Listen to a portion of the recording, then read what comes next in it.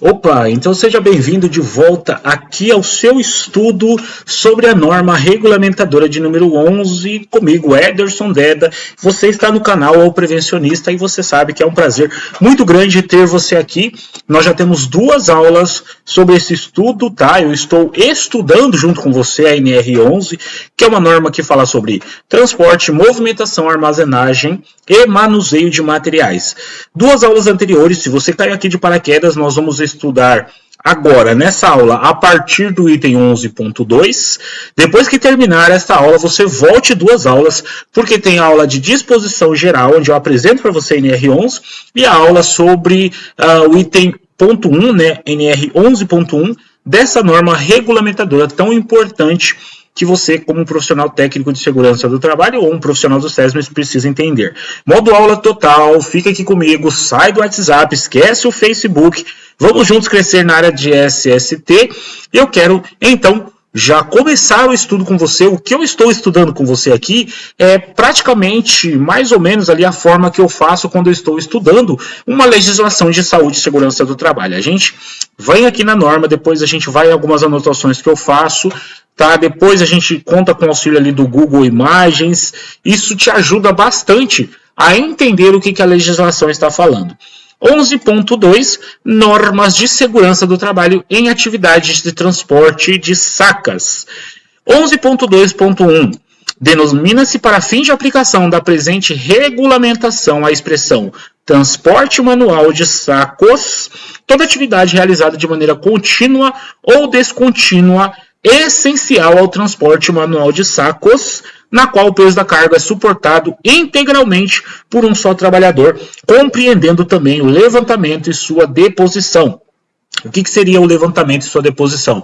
Quando o trabalhador ele levanta e quando o trabalhador ele solta no chão ou no local onde ele vai colocar este saco ali, por exemplo, né?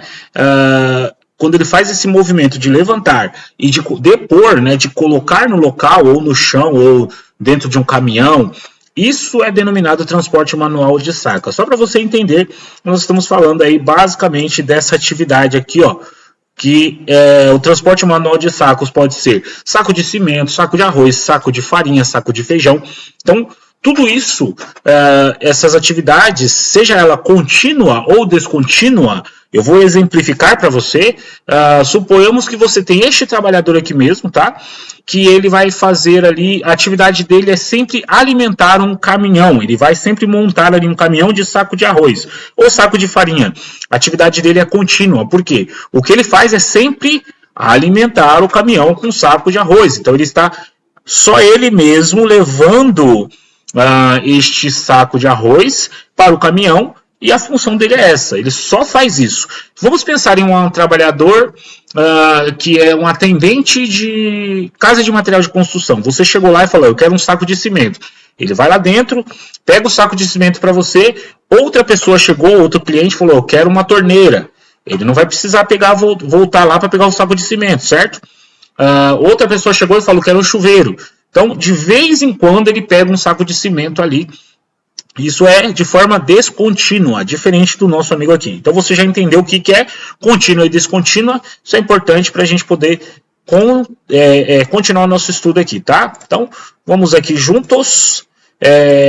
Fica estabelecida a distância 11.2.2 de 60 metros para o transporte manual de saco. Essa distância entre o levantamento da carga e a deposição da carga que você sabe agora, segundo a nossa legislação, é de 60 metros. Isso não acontece, tá? Isso não acontece na sua maioria das vezes. Você vai ver que esse item 11.2 tem muita coisa que não acontece na sua maioria das vezes. Mas é importante a gente entender. Deixa eu só colocar meu computador para carregar, porque senão nós não terminamos a nossa aula. Modo aula total. Você está gostando dessa aula? Eu espero que sim. Terminando essa aula, se você não assistiu, não esqueça, vá lá no na segunda aula e na primeira aula também, para que você possa entender melhor. E compartilha, né? Compartilha com seus colegas aí de trabalho, outros profissionais de segurança do trabalho, porque vão gostar bastante. É vedado o transporte manual de sacos através de pranchas sobre vãos superiores a 1 metro. As pranchas que trata o item anterior deverão ter largura mínima de 50 centímetros. Apesar de ser vedado, eu vejo isso muito acontecer, tá? Mas é importante que você entenda. Vedado o transporte manual de saco através de pranchas sobre vãos superiores a 1 metro, ok? Mas eu também não vejo isso acontecer muito na prática, não. Tá? Isso eu também não vejo acontecer muito na prática, não. Na operação manual de carga e descarga de sacos em caminhão ou vagão, o trabalhador terá auxílio de ajudante. Então, o trabalhador que está fazendo a atividade de transporte manual de sacos ou sacas em caminhão, ele não pode pegar no levantamento, levar este saco de cimento, saco de arroz até o caminhão e subir o caminhão, né, subir com esse saco de arroz no caminhão para fazer a deposição. Ele precisa ter um ajudante. Vamos ver se a gente tem alguma imagem aqui, né? Vamos ver se a gente tem alguma imagem aqui, só para a gente poder ter uma ideia. Basicamente seria isso aqui, ó. Mas ele precisa ter um auxiliar, tá? Ele precisa ter um ajudante para poder fazer essa deposição de carga. Seria basicamente isso aqui que tem uma foto da Polícia Rodoviária Federal, né? Mas precisa ter um ajudante, ok?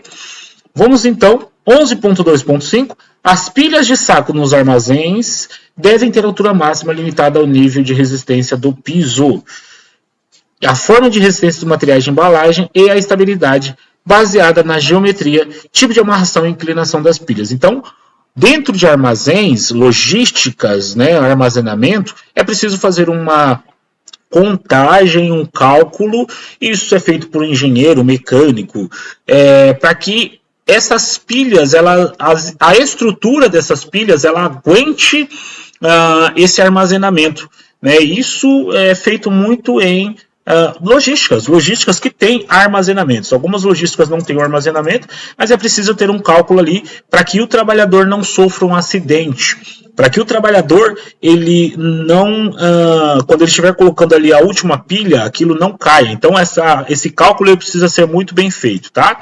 Precisa ter um projeto, inclusive. No processo mecanizado de empilhamento, aconselha-se o uso de esteiras rolantes, dadas ou empilhadeiras. Vamos ver o que é esteiras rolantes, porque talvez alguns de vocês não conheçam, né?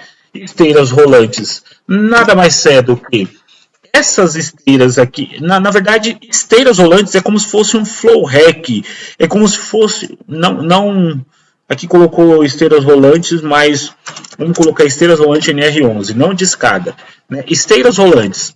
Um flow rack é uma esteira rolante, uma ponte rolante é uma esteira rolante. Mas eu acredito que se encaixa muito mais isso aqui, ó. Essa esteira rolante ou até um flow rack. Não sei se você conhece um flow rack, mas eu vou mostrar aqui para você, só para você ter uma ideia, né? Isso aqui também é uma esteira rolante. Não é este tipo de flow rack que eu estou te mostrando. Esse aqui, ó. Este aqui é uma esteira rolante também, tá? Em algumas logísticas, muitos transportes manuais de sacos, né, são utilizados essas esteiras rolantes aqui, ok?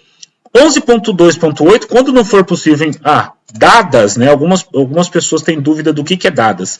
Dadas, sim, pode ser chamado aí de pontes rolantes. Vamos colocar dadas rolantes. Pontes rolantes, tá vendo?